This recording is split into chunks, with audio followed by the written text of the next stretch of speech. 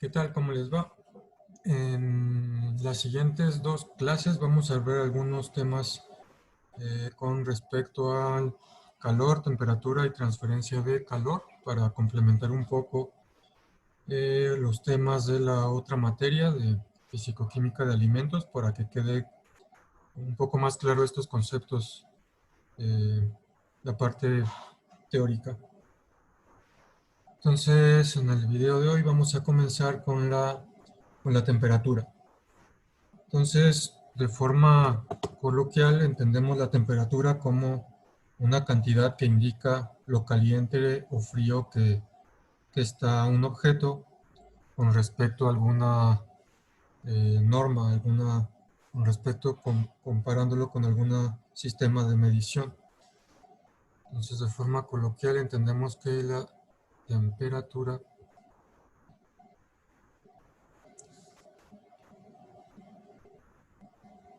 indica lo caliente o frío de un objeto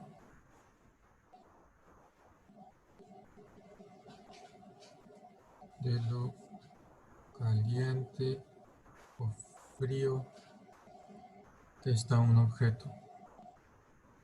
Está un objeto.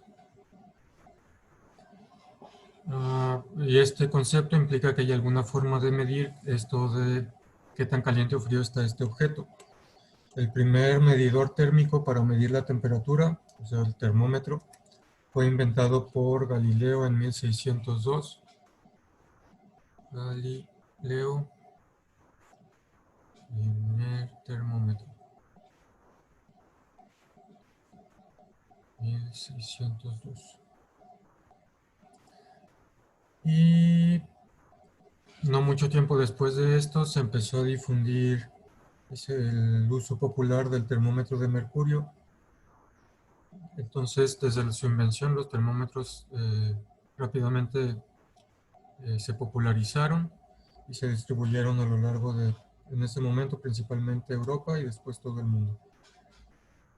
La temperatura de la materia la expresamos con un número que corresponde a lo caliente o frío que está algo según determinada escala, como les estábamos diciendo.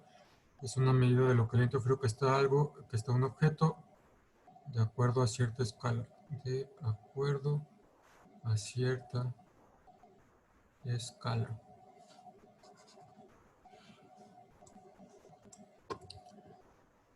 ¿Y cómo comparamos eso? Bueno, lo que se hace con los termómetros es que casi todos los materiales se dilatan o expanden cuando se elevan sus temperaturas y se contraen cuando éstas bajan. Entonces, pues los termómetros nos aprovechamos que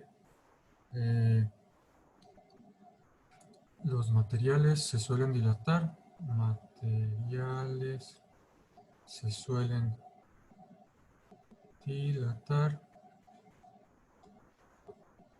cuando se elevan sus temperaturas.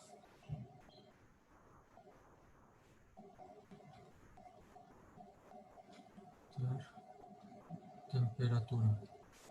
Y se suelen contraer cuando se disminuye la temperatura.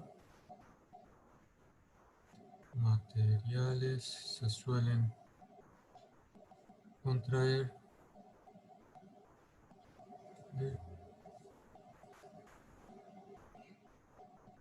cuando baja su temperatura. Esto no pasa siempre, hay algunos materiales que cambian, como por ejemplo en el agua, en el proceso de congelación. El agua al congelarse se dilata y se hace menos densa que el agua líquida, el hielo es menos denso que el agua líquida. Pero de forma general y en ciertos rangos sí se mantiene que los materiales se suelen dilatar al incrementar su temperatura y que se suelen contraer al disminuir su temperatura. Y entonces nos aprovechamos de esto para utilizar de esta propiedad para hacer termómetros. La mayoría de los termómetros miden la temperatura debido a la expansión o contracción de un líquido, que suele ser mercurio o alcohol teñido. Entonces, los termómetros suelen utilizar esta propiedad de los líquidos, en general de los materiales, para medir la temperatura a través de la expansión o contracción de un líquido. Expansión o contracción de un líquido, que suele ser mercurio o alcohol teñido.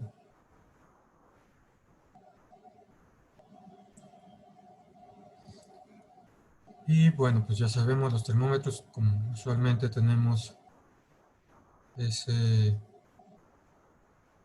líquido dentro de un tubo, depende de la contracción o dilatación de ese líquido, lo comparamos con cierta escala que está graduada en ese termómetro.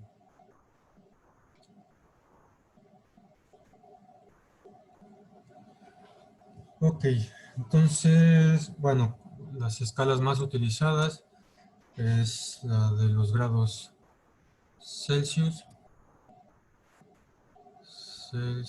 Y como ya sabemos, esta escala se le asignó el número 0 al punto de congelación del agua. Congelación del agua. Y se le asignó el número 100 al punto de ebullición del agua. Y pues se dividió en 100 partes esa escala. Y pues es la escala más utilizada y se denominan escalas Celsius o grados Celsius en honor al científico austriaco, sueco, Andrés Celsius, que era astrónomo, que inventó esta escala. Anders Celsius. Otra escala muy popular, pues es la que se utiliza en Estados Unidos. Te asigna el 32 al punto de congelación del agua y asigna el número 212 al punto de ebullición. Y permítanme aquí tantito. Okay. Bueno, esta escala es la escala Fahrenheit. Fahrenheit. Y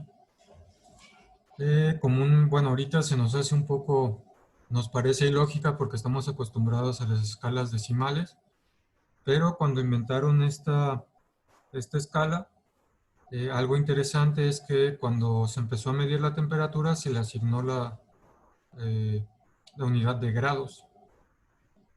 Así como igual también medimos grados en un ángulo, lo medimos en, por ejemplo, alfa grados.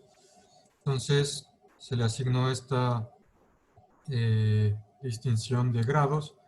Entonces, por ejemplo, nos parece un poco raro porque 32 a 212. Estos 32 y 212, la otra cosa es que comúnmente en este periodo se utilizaban también no solo el punto de congelación del agua para establecer marcas en la escala de medición, sino que se utilizaban otras temperaturas. La escala de Fahrenheit utilizaba la temperatura del cuerpo humano normal, utilizaba los puntos de congelación y los puntos de ebullición del agua.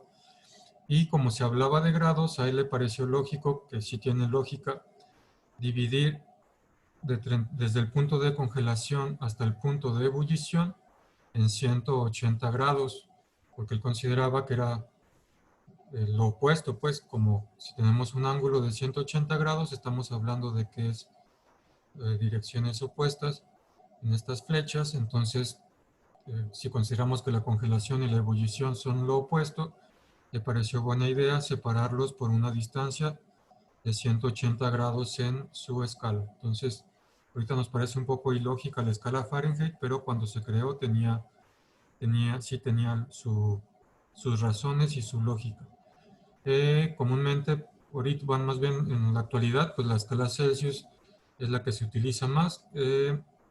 Ha sido muy práctico utilizar las escalas decimales, entonces en casi todo el mundo utilizamos la escala Celsius y la Fahrenheit pues se utiliza en algunos países. Y la tercera escala que utilizamos comúnmente es la escala Kelvin. Esta escala es en honor al físico inglés Lord William Kelvin. Lord William Kelvin. Y esta escala no se calibra con respecto a puntos de congelación ni puntos de ebullición del agua, sino en términos de energía misma. Calibrada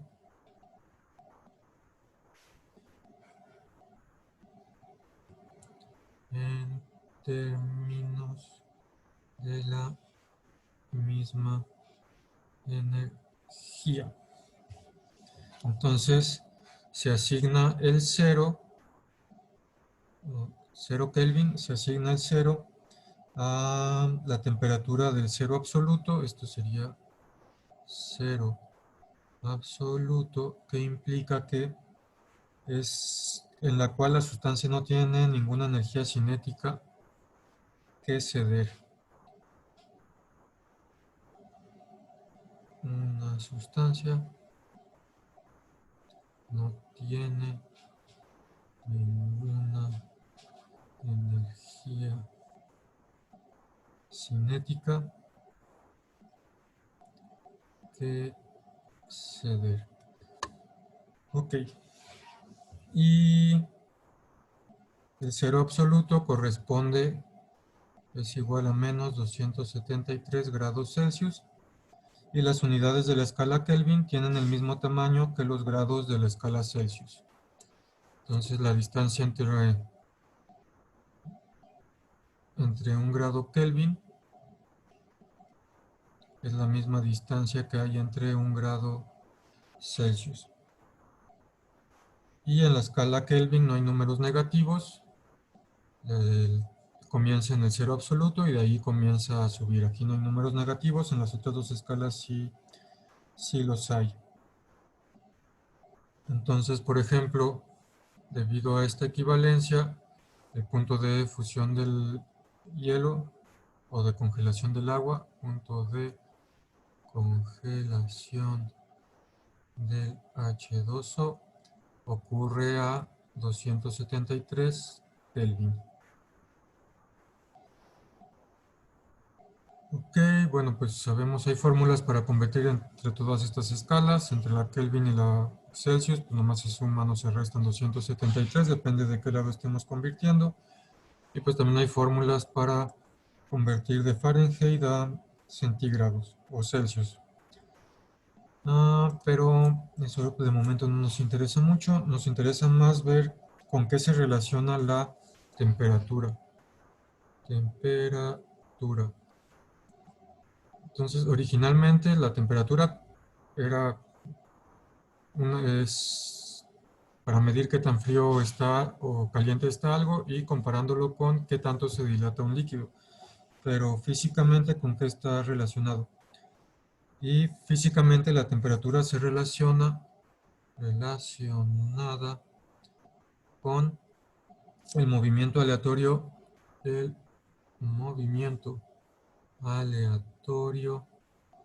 de los átomos o moléculas en una sustancia. Átomos o moléculas en una sustancia.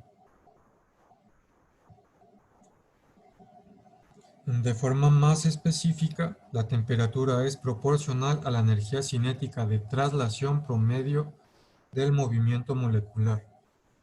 Entonces, de forma más específica, la temperatura es proporcional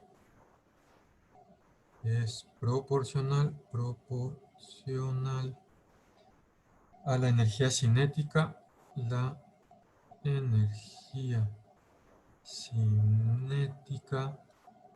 de traslación. Estas dos son importantes, energía cinética de traslación promedio también, promedio, eso también es muy importante en la definición, del movimiento molecular o del movimiento de la colección de moléculas. Movimiento de una colección de moléculas.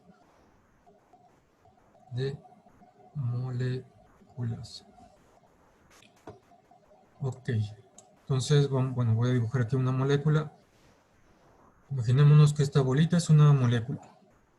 Y las moléculas, además de moverse con movimiento de traslación, se pueden estar desplazando, por ejemplo, sobre todo en el caso de líquidos y gases. Además de eso, pueden girar. Y bueno, voy a poner unos átomos más. Además de eso pueden girar y además de eso pueden oscilar. Además, las moléculas y esos movimientos de rotación y de oscilación, de rotación y oscilación, también implican energía cinética. Sin embargo, tales movimientos no afectan directamente la temperatura. Entonces, el movimiento de traslación, este es el que sí afecta la temperatura. Los movimientos de rotación y oscilación, aunque también son energía cinética, son energía de movimiento, no afectan, estos dos de acá, no afectan a la temperatura. No afectan la temperatura. El de traslación, sí. Sí afecta la temperatura. De hecho, la temperatura es proporcional a la energía cinética de traslación promedio de esas moléculas. Ok. Y un ejemplo de esto, de cómo la energía cinética de traslación es lo que afecta en la temperatura y no la de rotación y oscilación, es el ejemplo de un microondas. Entonces, en un microondas, lo que hace el microondas es hacer, a través de estas ondas electromagnéticas, es hacer que ciertas moléculas de estos, principalmente las moléculas de agua, tenemos una molécula de agua, le llegan estas oscilaciones de microondas y estas hacen que las moléculas de agua vibren u oscilen. Entonces el microondas lo que está haciendo es hacer oscilar las moléculas de agua principalmente. Sin embargo, las moléculas que oscilan no cuecen los alimentos. Lo que eleva la temperatura y cuece el alimento es la energía cinética de traslación impartida a las moléculas vecinas que rebotan contra ellas. Entonces, por ejemplo, esta vibración y oscilación, otro color, le va a pegar a las moléculas vecinas de los alimentos y estas sí se van a mover. Entonces, cuando les pega esa oscilación, les pega a las otras moléculas, esas sí se mueven y aquí sí hay traslación. Esa traslación de las demás moléculas en el alimento es lo que eleva la temperatura, como ya vimos en esto, que la temperatura es proporcional a la energía cinética de traslación promedio de un grupo de moléculas. Entonces, una manera de entender esto es que podemos imaginarnos un puñado de canicas que salen despedidas en todas direcciones al encontrarse con las aspas de un ventilador. Entonces sería como si el H2O fuera el ventilador, está girando y las demás moléculas, en este caso las canicas, pegan con esas aspas y se salen rebotadas y ese movimiento de las demás moléculas ese movimiento de traslación es lo que eleva la temperatura en el alimento. Si las moléculas vecinas no interactuaran con las moléculas de agua en oscilación, la temperatura del alimento no cambiaría con respecto a la que tenía cuando se encendió el horno. Y otra cosa interesante acerca de los termómetros es que en realidad lo que mide el termómetro es su propia temperatura. Como vimos, los líquidos se dilatan o se contraen dependiendo de su temperatura. Entonces, si el líquido dentro de un termómetro se expande, lo que está midiendo es su propia temperatura. Cuando un termómetro está en contacto con algo cuya temperatura deseamos conocer, entre los dos se intercambiará energía hasta que sus temperaturas sean iguales y se establezca el equilibrio térmico. Es decir, si tenemos un objeto acá con otra temperatura y es la temperatura que queremos medir, se intercambia energía térmica entre estos dos sistemas hasta que las temperaturas son iguales en los dos. Y es lo que medimos con el termómetro.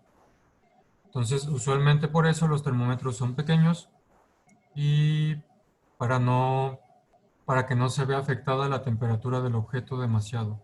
Por ejemplo, si medimos con un termómetro la temperatura del aire en un cuarto, la cantidad de materia que tiene el termómetro es muy pequeña y entonces el cuarto va a perder prácticamente nada de temperatura para elevar la temperatura del líquido en el termómetro.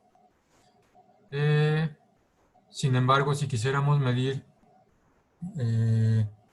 bueno, como les digo, un termómetro debe ser lo suficientemente pequeño para que no influya significativamente en la temperatura de lo que mide, como este ejemplo del aire en una habitación. Pero, por ejemplo, si quisiéramos medir la temperatura de una gota de agua, el contacto entre ella y el termómetro sí cambiaría la temperatura de la gota de agua.